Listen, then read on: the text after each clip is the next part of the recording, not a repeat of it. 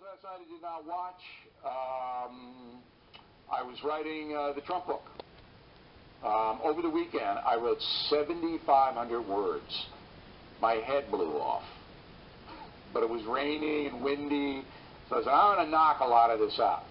Probably about 75,000 words that I'm going to have to hand in May. So I've got maybe 20,000 done. But I was writing, so I didn't watch the Academy Awards. But I did look at some clips, and one caught my attention. Roll the tape. In case you're confused, there is no host tonight. There won't be a popular movie category, and Mexico is not paying the wall.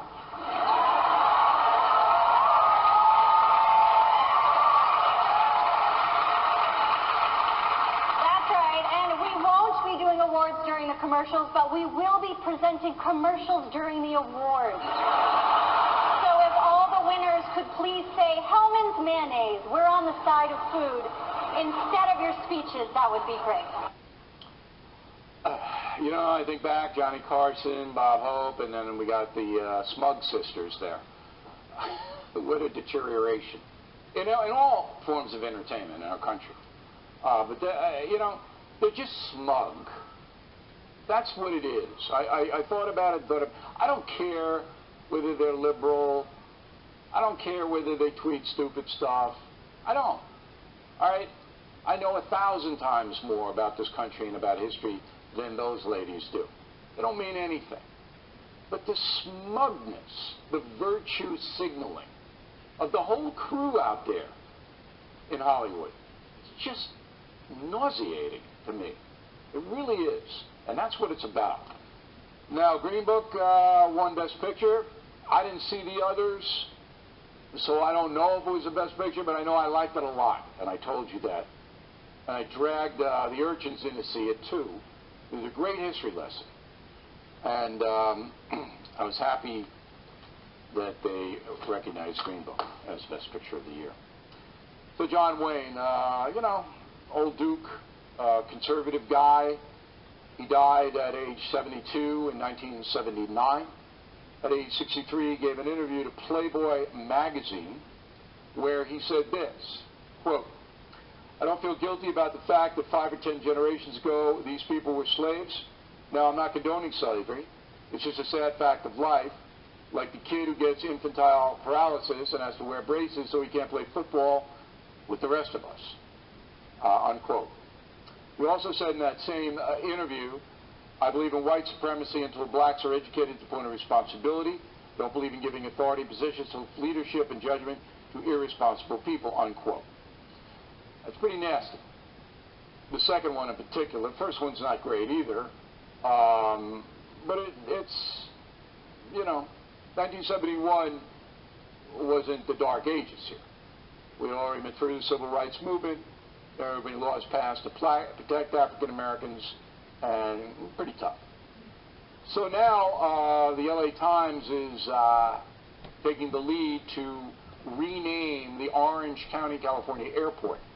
It's now named John Wayne International Airport. They want John Wayne's name off it. So this is the trend in America. So we dig up dead people. We find something they've said that's not politically correct or insulting, and then we punish them even though they're dead for it. Now, John Wayne was a tremendous actor and did a lot of good for this country by portraying American heroes. You watch the body of his work, he's fantastic. The man had so much presence on the screen. And worldwide, people came to like America because of John Wayne, because of what he presented on the screen. So would I rename John Wayne Airport? No, I would not. I'm sorry that Mr. Wayne said those things. I don't think they reflect well on him at that point in his life. But who knows before he died whether his heart changed like Malcolm X. Malcolm X was a virulent anti-white, anti-Semite. But before he died, he repented. Maybe Wayne did. So I think you have to look at the overall thing, but not in Hollywood. Oh, no. Virtue signaling. Oh, you know, we are so much better than everybody else. And if you knew that world out there like I know it, Remember, I've had 4 movies produced. I know that world. If you knew what these people were like, really, the hypocrisy is just unbelievable. 3 Democratic presidential contenders want reparations for slavery. Warren Harris and San Antonio Mayor Julian Castro. It's never going to happen. It would be impossible because you'd have to trace back people through DNA. African Americans have come here after the Civil War, after slavery. Everybody, again, who gets it? Who doesn't get it? What about all the white Americans who were killed in the Civil War trying to free the slaves? Their families get reparations. So it's never going to happen. But this is a socialist drum. You know, look, every group that was persecuted, government's got to give them money. Take it from O'Reilly and the affluent people who give them money. Money, money, money, money, money. All about money. But it's bad. So when you hear somebody reparates slavery, walk away. Emory University in Atlanta, Georgia, hosted a lecture entitled Reframing Choice, Abortion as a Moral Good. Moral good.